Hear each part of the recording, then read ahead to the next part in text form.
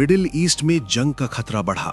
Hezbollah की Israel को खुली चेतावनी, खामेनेई की मौत का बदला होगा। मिडिल ईस्ट में बढ़ते तनाव के बीच अब ईरान के सबसे ताकतवर सहयोगी हिजबुल्लाह ने इजराइल को खुली चेतावनी दे दी है।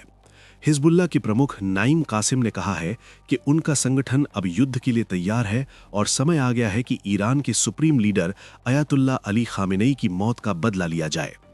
4 मार्च को दिए गए एक जोशीले भाषण में कासिम ने इजराइल और अमेरिका पर लेबनान के खिलाफ लगातार हमले करने का आरोप लगाया। रमजान के महीने में दिए गए इस भाषण में उन्होंने कहा कि ये संघर्ष अब 1 साल और 3 महीने से ज्यादा समय से चल रहा है। कासिम का कहना है कि इस पूरे समय के दौरान हिजबुल्लाह ने संयम बरता और टकराव से बचने की कोशिश की।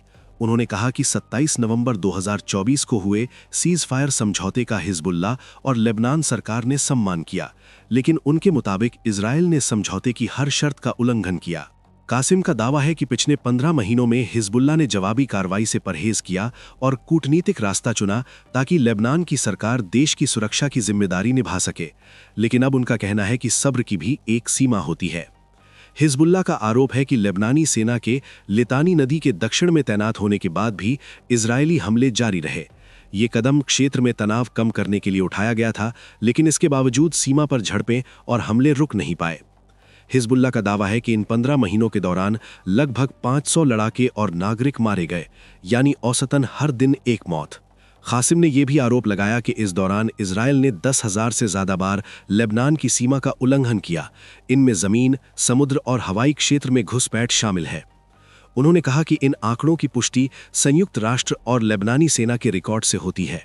अपने भाषण में कासिम ने इजराइल के प्रधानमंत्री बेंजामिन नेतन्याहू पर भी गंभीर आरोप लगाए। उन्होंने कहा कि नेतन्याहू एक ऐसे ग्रेटर इजराइल का सपना देख रहे हैं जो यूफ्रेट्स नदी से लेकर नाइल नदी तक फैला हो। कासिम के मुताबिक ये विचार सिर्फ लेबनान ही नहीं बल्कि पूरे मिडिल ईस्ट के लिए बड़ा खतरा है।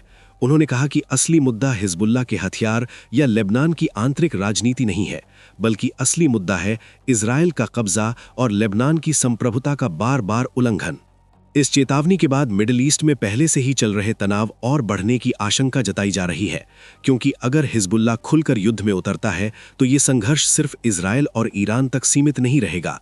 ये लड़ाई लेबनान, गाजा, खाड़ी क्षेत्र और अमेरिकी सैन्य ठिकानों तक फैल सकती है। सैन्य विशेषज्ञों का मानना है कि अगर ऐसा हुआ तो ये टकराव पूरे क्षेत्र को अपनी चपेट में लेने वाला बड़ा युद्ध बन सकता है। फिलहाल दुनिया की नजर इस बात पर टिकी है कि आने वाले दिनों में इजराइल और उसके सहयोगी इस चेतावनी का क्या जवाब देते हैं। फिलहाल के लिए बस इतना ही। बाकी अपडेट के लिए बने रहिए वन इंडिया हिंदी के साथ। Subscribe to One India and never miss an update. Download the One India app now.